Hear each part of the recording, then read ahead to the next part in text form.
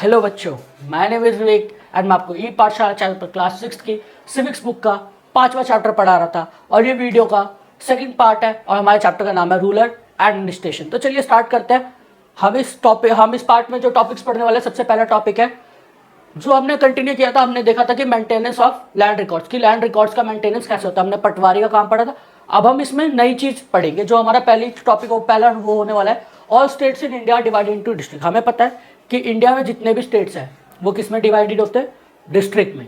Country पूरी एक है, उस कंट्री में 29 स्टेट्स है और हर एक स्टेट में अपने अपने कुछ डिस्ट्रिक्ट्स होते हैं। ठीक है। For managing matters relating to land these district are further सब divided.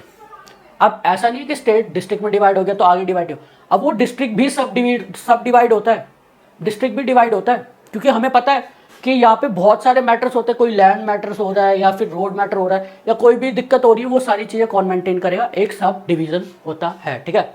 These subdivision of a district are known by different names. ऐसे जो सब डिवीजन होते हैं कहाँ के, डिस्ट्रिक्ट के, कहाँ के डिस्ट्रिक्ट के, वो अलग अलग नाम से जाने जाते हैं, जैसे कि तहसील, तालुका एक्सेट्रा। अगर आपने सूर्यवंशम मूवी देखी होगी तो उसमें देखा होगा जब वो भानु प्रताप अपनी बहू के पास जाते तो क्या कहते हैं, हमारे तालुका में 32 गांव हैं, यानी कि एक तालुका में 32 गांव, यानी कि 32 विलेजेस कहाँ पे, एक तालुका में। अब आप सोच सकते हैं कि तालुका कितना बड़ा होता होगा।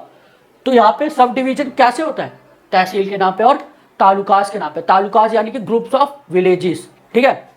आगे देखते हैं। At the head is the district collector, और जो इसका हेड होगा वो कौन होगा, district collector. At the under her are the revenue officer, और जो डिस्ट्रिक्ट कलेक्टर के अंडर में रहेगा वो कौन कौन होता है, revenue officer, also known as tahsildar, जिसको क्या कहा जाता है, तहसीलदार। यानी कि एक तालुके का तहसील का तहसीलदार, रेवेन्यू ऑफिसर जो होता है वहां से जो रेवेन्यू कलेक्ट करेगा, टैक्सेस कलेक्ट करेगा, वो कौन होता है, रेवेन्यू ऑफिसर। उसे क्या कहा जाता है, तहसीलदार। और वो किसके अंडर कंट्रोल में रहेगा, डिस्ट्रिक्ट कलेक्टर। जो आईएएस होते हैं डिस्ट्रिक्ट कलेक्टर्स, उनके अंडर में तहसीलदार रहते हैं। ठीक है। They also supervise the work of the patwaris and ensure that records are properly kept, land revenues collected. अब जो ये डिस्ट्रिक्ट कलेक्टर होते हैं, जो तहसीलदार होते हैं, वो क्या देखते हैं कि वो एक तरीके से सुपरवाइज करते हैं किसको, पटवारी को। हमने पढ़ा था पटवारी काम पिछले पार्ट में कि वहां पे ऐसा होता है, वो काम होते हैं, वो अपने मेजरमेंट करते हैं लैंड्स की और रिकॉर्ड्स को मेंटेन करके रखते हैं। ठीक है। उस पर जो सुपरवाइज करेगा वो कौन होता है, तहसीलदार भी हो सकता है और डिस्ट्रिक्ट कलेक्टर भी हो सकता है। ठीक है। आई होप आप सबको समझ आ रहा होगा कि हम लोग किस चीज की बात कर रहे हैं। अब हमने समझ लिया कि तालुकास क्या होता है, तहसील क्या होती है, तहसीलदार क्या होता है और पटवारी क्या होता है। आई होप सबको इनके काम समझ आया होगा। ठीक है। आगे देखते हैं।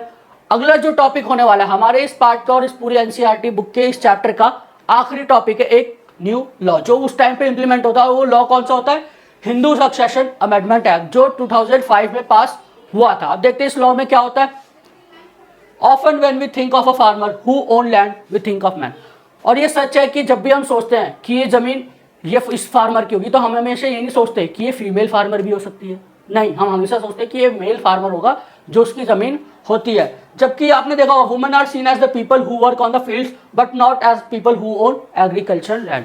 अब आपने देखा होगा कि जो खेती बाड़ी है वहां पे ज्यादातर काम कौन करता है, वुमेन्स। कौन काम करता है, वुमेन्स। बट फिर भी कभी ये नहीं देखा होगा कि कोई वुमेन एग्रीकल्चर लैंड ओन कर रही है। बहुत कम ही चांस होता होगा कि वो जो एग्रीकल्चर लैंड है वो कोई वुमेन ओन कर रही है, बल्कि काम करते हैं। जब हमने पता है अपने एक स्टेरियोटाइप बना लिया कि ये जो जमीन होगी वो किसकी होगी, किसान मैन की होगी, वुमेन की नहीं होगी। ठीक है। तो इसी में क्या होता है, till recently in some states Hindu women did not get a share in the family agriculture land. अब आपने देखा कि अभी तक आपके पापा या फिर उससे भी पुरानी पीढ़ी में, पुरानी जनरेशन में क्या होता होगा कि जो भी शेयर था फैमिली में, जो शेयर रहता है वो सिर्फ बॉयज को मिलेगा। अगर बेटा जो बाप है, अगर बाप की बाई चांस डेथ होती है तो उसकी जो प्रॉपर्टी होगी वो उसके बेटों को ट्रांसफर होगी। बट इस एक्ट में क्या हुआ देखते हैं। After the death of the father his property was divided equally among sons. जैसे कि मैंने बताया वो सन्स में बढ़ जाएगी। अगर किसी किसान की डेथ होती है तो उसके फादर के बाद उसकी जमीन किसकी होती है, उसके बेटों की। बट इस एक्ट के आने के बाद होता पता क्या है कि वो जो इक्वल शेयर होता है वो किसको मिलता है, recently the law was change. अब ऐसा रूल बदल गया है in the new law, sons daughter and their mother in Hindu families can get a equal share in the land. पहले था कि सिर्फ बेटे को ही हिस्सा मिलेगा, नहीं अब ऐसा नहीं है। अब उसमें हिस्सा डॉटर भी ले सकती है कि अगर वो शादी करके भी कहीं दूसरे घर गई है और अगर वो चाहती है कि मुझे उसमें हिस्सा चाहिए उसका पार्ट बनना है, वो प्रॉपर्टी होल्डर का पार्ट बनना है, तो वो बन सकती है। ऐसा लॉ पास हो चुका है 2005 में, जिसको कहा जाता है हिंदू सक्सेशन अमेंडमेंट एक्ट। ठीक है, the same law will apply on all states and union territory of the country. ऐसा नहीं है कि वो सिर्फ पर्टिकुलर एक एरिया में, नहीं, वो पूरी कंट्री में और हर एक यूनियन टेरिटरी में इंप्लीमेंट हो चुका है। ठीक है, this law will be benefit a large number of women. ऐसा नहीं है कि इस लॉ को इंप्लीमेंट करने से नुकसान, नहीं, बहुत सी औरतों को फायदा मिल रहा है। अब सपोज कीजिए यहाँ पे हमें एनसीईआरटी में एक स्टोरी दी गई है, जो कि है स्टोरी ऑफ सुधा। किसकी स्टोरी है? सुधा की। आप देख रहे हैं हिंदू सक्सेशन एक्ट।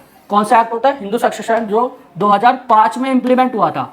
कब हुआ था? 2005 में इंप्लीमेंट हुआ था। अब ये जो स्टोरी है, हम स्टोरी पढ़ते हैं। अब स्टोरी में होता क्या है कि सुधा जो होती है वो अपनी माँ बाप की बड़ी बेटी होती है, जिसकी शादी हो चुकी होती है, लेकिन वो मतलब अपने माँ बाप के साथ ही थोड़ा काम संभालती है। उसकी शादी बगल वाले विलेज में ही होती है, ज़्यादा दूर नहीं होती। तो उसके फादर के डेथ के बाद जो उसकी मदर होती है, वो कहती है कि मैं जो अपनी प्रॉपर्टी हूँ वो शेयर में डालना चाहूँगी। किसके? अपने बेटी के नाम, यानी कि सुधा के नाम, क्योंकि वो मेरी प्रॉपर्टी, मतलब उस सुधा और उसके बच्चों के नाम। तो वो पटवारी के पास जाती है, वो कहती है कि मेरी विल, वसीयत, यानी कि जो लैंड की वसीयत है वो किसको सौंप दो? सुधा को, जो कि उसकी बड़ी बेटी होती है और उसके बाद उसके बच्चों की हो जाए। तो फिर क्या होता है? अब आपने देखा कि ये जो इसने किया, जो सुधा की मदर ने किया, ये सिर्फ सुधा के लिए अच्छा नहीं था, ये एक टाइप का एग्जाम्पल सेट किया उसने दुनिया के लिए कि हाँ, कि जो डॉक्टर्स होती है उनको भी हिस्सा मिलना चाहिए प्रॉपर्टी में। और फिर सुधा और उसकी फैमिली एक साथ रह के काम करती थी। ठीक है, इस चैप्टर में इतना था। Thank you for watching. अगर आपको ई पाठशाला चैनल से जुड़ना है तो आप हमारे टेलीग्राम पेज ई पाठशाला फैमिली पर भी जुड़ सकते हैं। आपको डिस्क्रिप्शन में लिंक मिल जाएगा नोट्स का। और अगर आपको वीडियो यूजफुल लगी हो तो अपने दोस्तों को, फ्रेंड्स को, सबको शेयर कीजिए और उन्हें बताइए कि ये चैप्टर कितना इंपॉर्टेंट है। और इस चैप्टर को पढ़ने से हमें एक मोरल वैल्यूज भी पता चल रही है। ठीक है, थैंक यू फॉर वॉचिंग। जय हिंद, जय भारत।